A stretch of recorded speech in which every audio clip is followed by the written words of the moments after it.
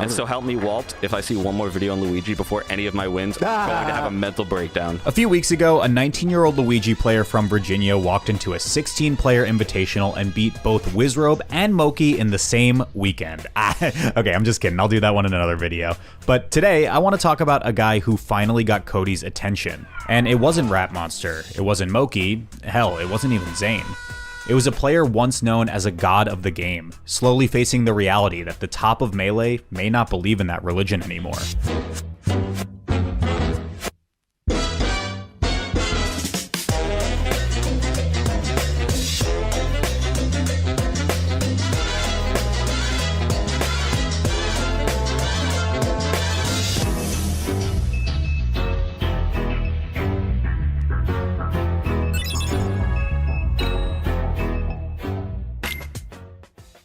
Thank you to ZocDoc, who has paid to partner with me in today's video. So I did a spot with ZocDoc about a month ago, but I mentioned that almost everyone I know in the city uses it because, if I'm being totally honest, the searching system for any kind of healthcare is like pretty opaque. I still need to book my annual physical, and that entire process reminded me why a bunch of my city friends use it in the first place. ZocDoc is a free site where you can search for doctors by specialty, filter by your insurance, and actually see thousands of verified patient reviews. So you get a pretty real sense of who this person is before you book. I've been with the same primary care for several years now, and I actually did find them through ZocDoc. I basically found one I felt good enough with solid enough reviews, called them and confirmed they took my insurance, and booked a same-week appointment in maybe 10 minutes. ZocDoc has over 200 specialties in all 50 states, and you can do in-person or video visits, whichever one you prefer. And as much of a disclaimer as I can make when it comes to this stuff, but obviously use your own discretion when reading reviews and deciding what a good health fit for you is, but I don't think it's all that controversial to say I think it's better to take care of your health sooner rather than later. So if you're interested, you can go to ZocDoc.com/turndownforALT or click the link in the description to find and book a top-rated in-network doctor today. Thanks again to ZocDoc for supporting the channel, and I hope you enjoy today's video.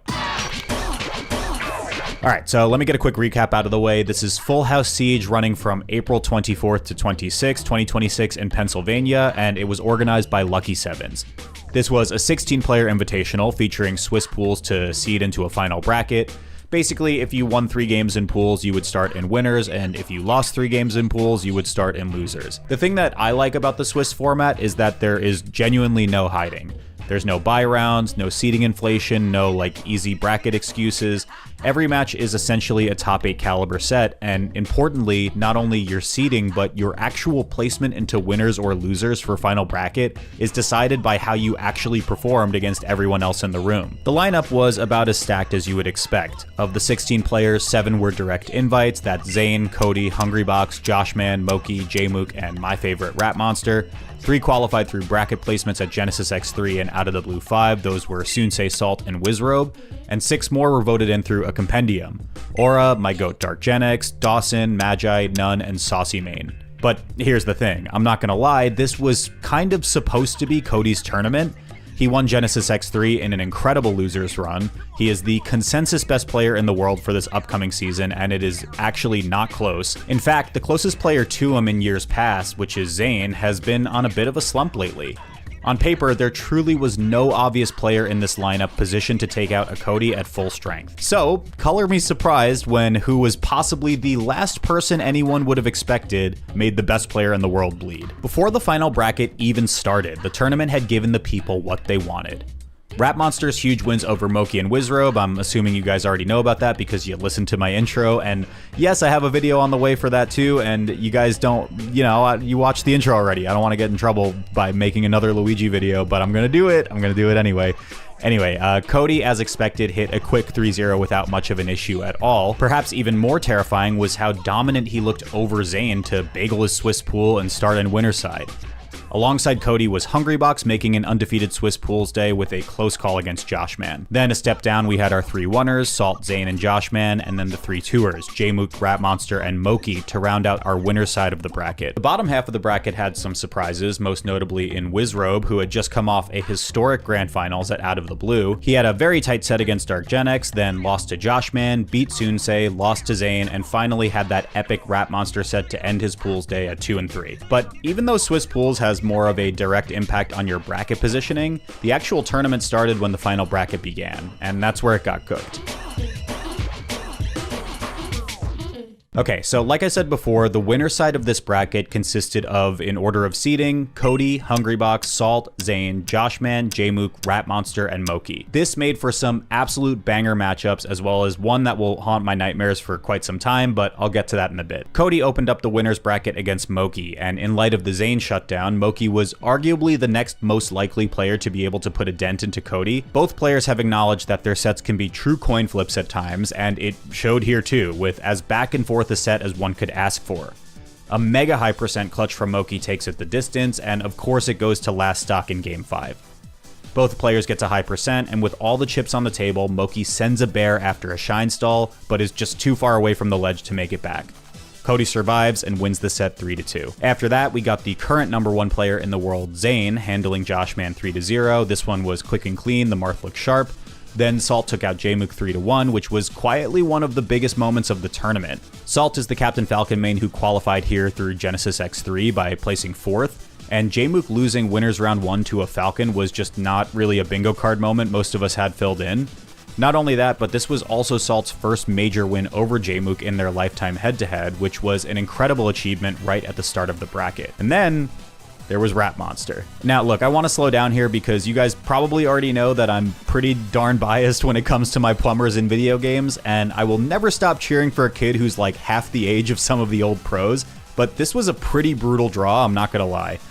I mentioned at Genesis X3 when Ratmonster was eliminated by Wizrobe that he may be one of his more difficult player matchups to overcome, simply because Falcon Luigi is pretty terrible as a matchup, and Wizzy is just so good at sticking to a game plan, but truly, Hungrybox is actually the final boss. Over his incredibly tenured career, HBox has proven himself to be the last bastion for almost any breakout star in Melee. This was the first top-level Puff versus Luigi set we've seen since the days of like Abate too, and it has almost no real data on it at the highest level. Not to mention that this matchup is also terrible for Luigi, so a 3-1 shutdown from HBox was kind of to be expected. I think this matchup was low-key the anchor of the entire weekend. I obviously wanted Ratmonster to win for the aforementioned reasons, but HBox looked really good, and I think he was ready to push the pedal to the metal. Start of top 8 was where Hungrybox started looking really dangerous though, but before we get there, we got to see the top 2 players in the world battle it out for the 3rd time this year and the 2nd time this weekend. Arguably the highest level Melee the game has seen in its modern era, the most common Grand Finals representatives over the last few years, Cody Schwab versus Zane. And somehow, this set looked even more dominant than Cody's 3-1 on Pools Day. Cody 3-0'd Zane, a set whose VOD was under 10 minutes on YouTube, including an almost 4 stock on Final Destination in Game 2. It was genuinely one of the most systematic dismantlings of a #1 player I have ever seen. Then, moving on up, HBox quietly proceeded on his undefeated streak too, taking a set over Salt. This was the closest Salt had gotten in the last couple of years, but the clutch box is inevitable, and HBox closed that one out 3-2. With Cody's greatest rival sent to the losers bracket, he was next to face off against Hungrybox in winners finals. And given HBox had only won 3 sets out of their last 16 played since 2024, I don't really know if things were looking that hopeful. Cody versus Hungrybox was a storyline that had kind of fallen to the back burner over the last few years of competitive Melee. Cody had been on a Hungrybox win streak that genuinely felt unbreakable. HBox did get 1 set at Quebec Cup 2025, but the lifetime was honestly so Cody slanted that it felt like the chapter had closed, and HBox would need a new way to spark the flame. Funnily enough, like I mentioned in the Ratmonster versus HBox set earlier, HBox also served as a bit of a foil for Cody too, with the then IBDW beating HBox at his breakout Smash Summit 8 in 2019. But this is honestly the kind of head-to-head where you start factoring it into your predictions probably before either player even sits down. With Zane out of the winner's side bracket, the question of who can beat Cody now quite literally felt like it did not have an answer. The set began in a way both myself and the commentators on stream were confused by, which was a strike to Yoshi's story. This stage is tiny, meaning a light character like Jigglypuff can just die in a few interactions, as we see happen in the first stock with an off-the-top KO at 60%. Now, sometimes people strike to stages they know they're going to lose on just to get them out of the way, but a tough part about this matchup is that Fox has several very strong stages into Puff depending on playstyle, between Yoshi's and Stadium for earlier KOs and Final Destination for run and gun plus sharking. Either way, Cody takes the first game, and 2 dominant games from HBox on Dreamland and FD force Cody to Stadium for Game 4. He takes that one back to force a Game 5, the first time these two have gone to a Game 5 this year, and we load up on Fountain of Dreams. Stocks are flying back and forth, and as Hungrybox falls to his last, things seem to snowball out of control for him. Cody finds a sick edge cancel to hang on to his extra stock, gets a wild reverse hit grab that had no business of hitting, and racks HBox up to 77%, easily in KO range to a number of different options. He finds a hit to bring both players to final stock, but then HBox gets his opening. Okay, that's not gonna KO. We need rest back in motion. We need rest back in motion. For the edge cancel. One more. Okay, we got rest back in motion. HBox wins these. Okay. Sure does tend to win these, but sometimes Cody does. The last stock. That's it. Pound.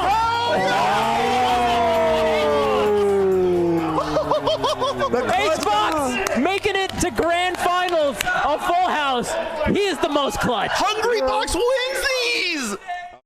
While Hungrybox was busy turning the tournament upside down, the losers bracket was doing its own thing, and Wizard's run is the part of this tournament I think people kind of slept on. Wizard had dropped one of his Swiss pool sets to Rat Monster and ended up at 2 and 3 on the day, just barely not enough to start in winners. And like I've said multiple times now, there is real weight to this too, not because the sets don't matter, but more because you simply just get an extra chance to win the tournament when you start in winners. In the losers bracket, you are just not afforded that same chance. Wizzy went on a rampage with his final bracket starting in losers though. First with a pair of 3-0s over Saucy Mane and Jmook, and then a closer Game 5 set against Aura, which was another sick run to top 8 from a Peach player who ended Rat Monster's tournament. Keeping that momentum going, Wizzy eliminated Zane from Full House at 5th place, once again raising the question of who would be able to stop Cody, now in the losers bracket.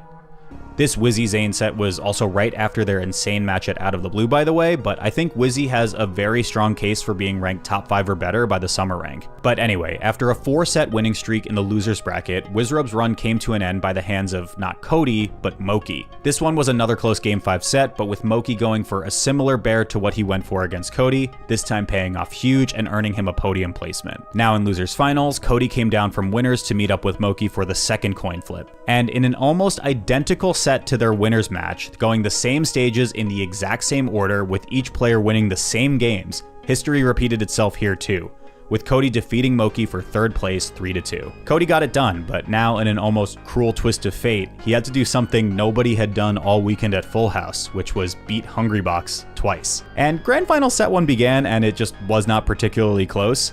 If the question is still who can possibly beat Cody, I don't really think this set did any favors in finding an answer. Cody walked out and ran a 3-0. As set 2 begins, it feels like things are starting to go Hungrybox's way again. The games are much closer, and they even strike to Battlefield instead of Yoshi's as they did in winners. Cody narrowly takes game 1 and takes a bite from a banana for some quick energy. HBox wins as scheduled on his Dreamland counterpick, and then he gets a banana. Game 3 was one of the weirdest games of the entire tournament, I'm not gonna lie. A timeout on Pokemon Stadium of all stages showed that HBox was willing to play the long game, but I think he just let Cody breathe for way too long in the final minute. Cody gets the break in Game 3 on Stadium and forces tournament point, which kind of changes the stage calculations a little bit. In my opinion, Game 3s are pretty important in this matchup because it tends to allow HBox to leave Fountain of Dreams open in Game 5, so if HBox wants to make it to Game 5, it means Cody will get the last counter pick of the tournament. As predicted, HBox goes to Fountain of Dreams for Game 4 and wins that in dominant fashion, meaning Full House Siege is going the distance, and a champion will literally be crowned and knighted at this Game 5's conclusion. A run back to Final Destination to close out this tournament, the same stage Hungrybox won convincingly on in their winner's side set, to decide it all. Welcome to a moment in history. Oh, and that doesn't even get the back air out. Cody's might be still in this one. Dude, this looks... He's got way too much percent. Way too much percent. Way too much If there's control. one guy who can do this right now, it's HBox, right? Right? Okay. But he's got... Oh, no, this is definitely clutch, God. This is LeBron James. This would go. This would go. This would be the moment. This will be in the history books. Oh my God. All right. Wow. And Cody, Good stuff to Cody Schwab. back to back, Full House. He is king of the castle right King now. of the castle. King of the castle. Castle. King of the north. King of the castle. At the end of it all, Cody is truly one of the most skilled players to ever play Super Smash Bros. Melee. But I kind of believe Hungrybox still had the moment of the tournament. For Cody, it's another notch in his belt as his major victory total reaches numbers and prestige comparable to the gods of old, and even his greatest rival Zane. But for Hungrybox, this has been the missing piece for a while. He had just beaten Zane again at Out of the Blue a couple weeks prior to this, but Cody was the player that really felt insurmountable. Like I said in that Out of the Blue video, I think people like watching Melee not only because it's the coolest game ever, but because we sometimes truly have no f***ing clue what's gonna happen. The narrative going into this event was all about who could defeat Cody. And for at least one set, a very unlikely suspect was able to clutch up as he's done over the last decade plus of his career to show he's still got some gas left in the tank. In my opinion, Cody is undeniably the #1 player going into the summer 2026 season, and he may undeniably be the best player of this generation. But Hungrybox was once called a god, and this tournament showed that there may be a little faith left in the sticks to see him rise to greatness one more time. Thanks for watching.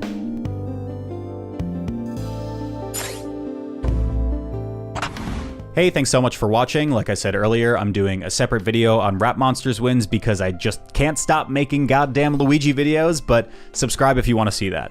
We're coming up on 200K way faster than I thought we would, which is really sick, and I have some very cool projects planned for when that milestone is reached. Big thanks to my top tier patrons and YouTube members. You can find those links in the description if you want to support the channel, and you, more importantly, have the disposable income to do so.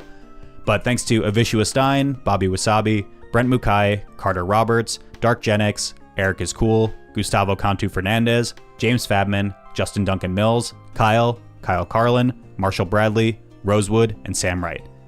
Okay, that's it. Bye!